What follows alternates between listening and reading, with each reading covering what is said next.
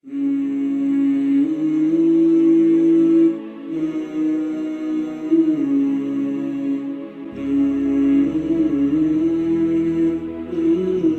are Deen Mohammed Sheikh's powers of persuasion that he has converted 108,000 people to Islam since 1989, the year he left his birth religion Hinduism behind.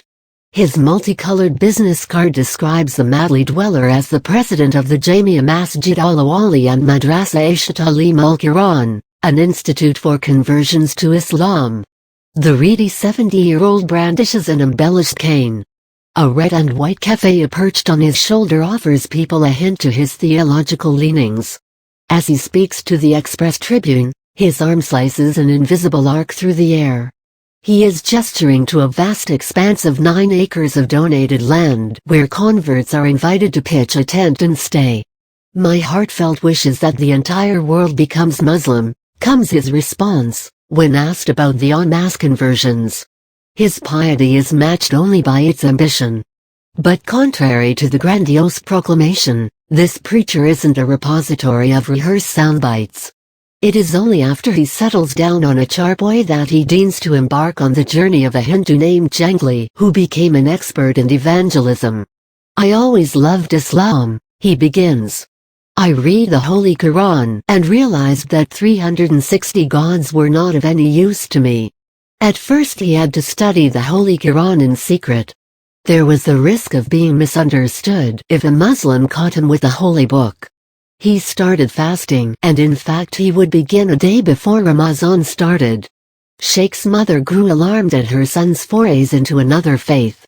She thought that if she married him off, he would not leave. Thus, he was barely 15 when his wedding took place, followed by a quick overtaking by nature, 4 girls and 8 boys. But despite this, he was drawn back to his curiosity and managed to find a teacher, Saint Muhammad Jagsi, who instructed him in the Holy Quran and hadiths or sayings of the Prophet Muhammad, peace and blessings of Allah be upon him. Fortunately, Sheikh's uncle was of the same mind, and the 2 men agreed that they would give each other the strength. Sheikh held off until his daughter was married to a Hindu as planned, since he had already given his word. Then there was no turning back. After his conversion, Deen Mohammed Sheikh made it his mission to woo others. He began in his own backyard, preaching to family, before venturing beyond this comfort zone. Encounters with the rich and powerful helped pave the way. Retired Pakistan Army General Sikandar Hayat, who owns the sugar mill in Matli, offered Sheikh money, which he turned down. Instead, he urged Hayat to give jobs to some of the new converts. Hayat and his daughter proved extremely helpful in providing assistance. Now, Sheikh says, his fame has spread and people come to him from as far as Balochistan, members of all religions and sects, who would like to convert. A small mosque has sprung up in his residential compound along with a number of rooms where children, mostly girls, are taught how to say their prayers and recite the Holy Quran. One of the teachers is 14-year-old Sakina, who is just 15 days into the job. "Only a few students are difficult to teach," she says while commenting on their ability to recite a text in an unknown language. Sheikh is aware of the difficulties converts face while taking on what appear to be the initially daunting rigors of a brand new system.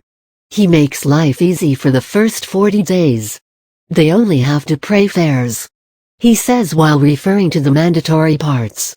This relaxed schedule ensures that they can confirm their faith. He understands that if he demanded they start out with praying 5 times a day to offer even the optional and bonus parts, they would run away. As he puts it with a look of mock horror on his face. Other than this, he is reluctant to actually explain how he influences the people. All he offers is a nugget of fire and brimstone. "I tell them that I was a Hindu too and that they would burn in hell if they are not Muslim." More than saving a soul.